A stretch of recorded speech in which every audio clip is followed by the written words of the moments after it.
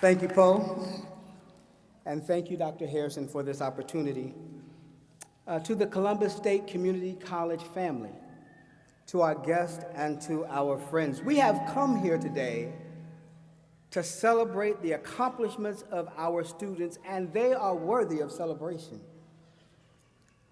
In addition to the skills, knowledge, and abilities acquired in their individual plans of study, they have also learned to communicate effectively, to think critically, and they have learned and come to know the importance of civic and social responsibility. It is this last construct that I would like to talk about just for a few moments: civic and social responsibility. The word responsibility can be defined as simply responding to one's ability. But who will take responsibility for the problems of the 21st century? We see and have perhaps experienced the pain of home foreclosures, exhausted unemployment benefits, deployments to Iraq, Afghanistan, and Pakistan. We hear and feel the anger of the debates involving national debt, taxes, and an ever-shrinking middle class, and lament that somebody ought to do something. We see closed factories and opened prisons, and we declare that somebody ought to do something. We see 14 million Americans unemployed, and we demand somebody ought to do something. The great philosopher Voltaire said that no snowflake in an avalanche ever feels responsible. We often feel that we are too little to address any issue greater than our individual needs, too unlikely to be able to make any significant difference in our environment, and simply too limited in our ability to address the great issues of the day. But you see, the issue is this country has always faced monumental challenges where it would seem like the task in front of us was greater than the talent that resided within us. November 19th, 1863, President Abraham Lincoln stands on a blood-soaked battlefield that had just 4 months earlier witnessed the most horrific battle the world had ever seen. For it was on the fields of Gettysburg, Pennsylvania, that some 50,000 soldiers were killed, wounded, or reported missing in action. The president, discouraged, despondent, and no doubt depressed beyond words, asked the question that has been raised throughout the history of this great democracy. And I quote, "Now we are engaged in a great civil war, testing whether that nation or any nation so conceived and so dedicated can long endure." Can we survive?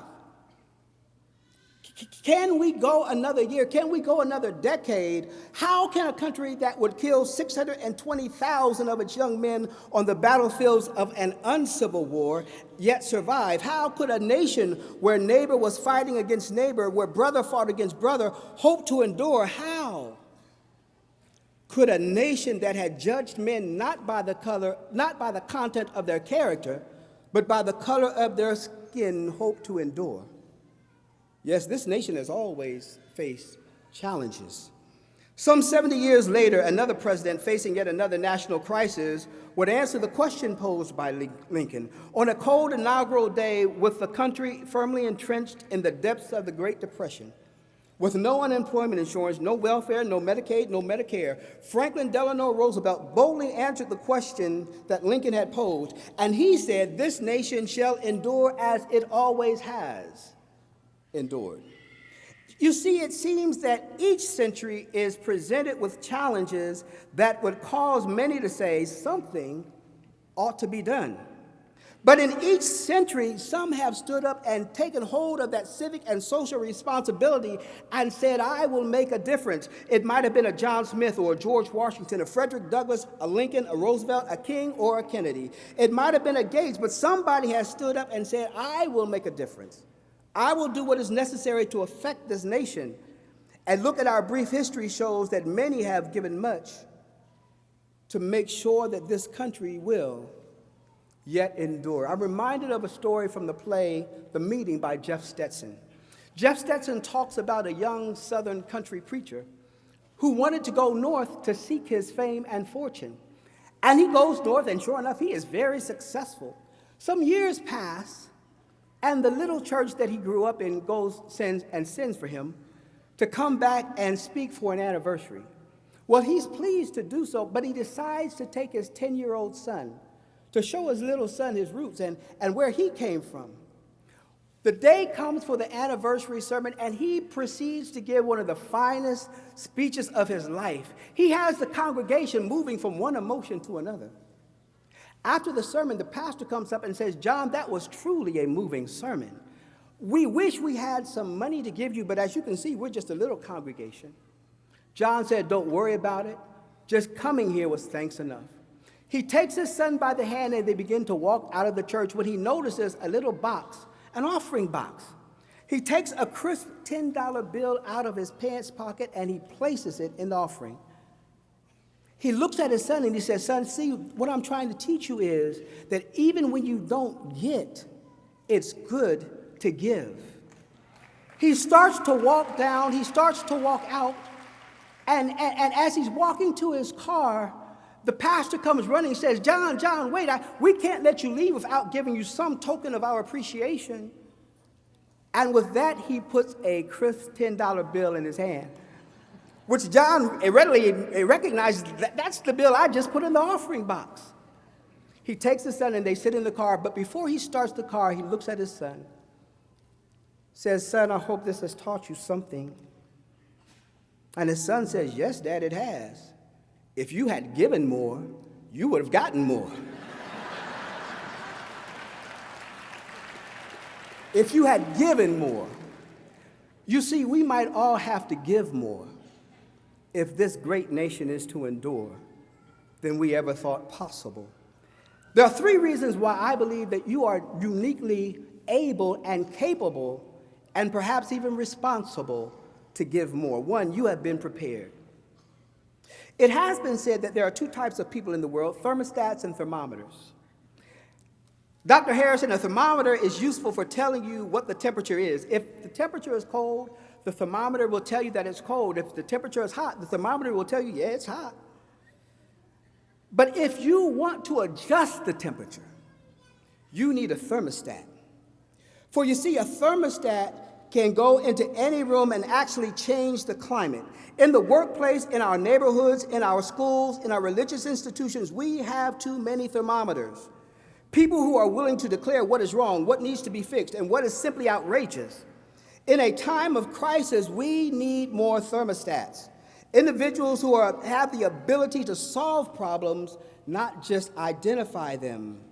You have been prepared because you have been prepared to think critically, communicate effectively, and to own social responsibility. You have been prepared to be thermostats. But not only have you been prepared, you have been positioned.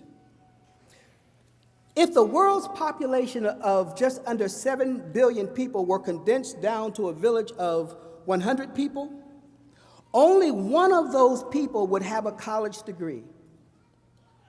And the village would expect that one person to be a problem solver. Your present degree, and for many of you, the future degrees that you will earn, will position you with an advantage in the workplace. And while your accomplishments may open doors for you, it is your ability to make a difference that will ultimately lead to your success and to the success of the organizations you serve. Yes, you have been positioned to make a difference. And finally, I will take my seat as I suggest to you that you have also been empowered. You've been prepared. You've been positioned, but you've been empowered. Your empowerment does not only rest in the paper that will boldly proclaim you as a graduate of the Columbus State Community College. No, your empowerment is rooted in a document penned over 200 years ago. Your empowerment originates in the words of that uniquely American document that so eloquently proclaims, "We hold these truths to be self-evident, that all men are created equal, that they are endowed by their Creator with certain unalienable rights, and among these rights are life, liberty, and the pursuit of happiness." And here it is, whenever any form of government becomes destructive of these ends, it is the right, and I would suggest the responsibility, of the people to alter or abolish it. Yes, you have been prepared, you've been positioned, and you've been empowered to make a difference. We heard some stories today of some of you, and I don't know where your individual paths will take you, but I do know this. The occupants of this auditorium and those sitting on the stage believe in you. They believe that you will make a difference. They believe that you have the ability to do so. And so I will leave you with the words of the poet Burton Braley.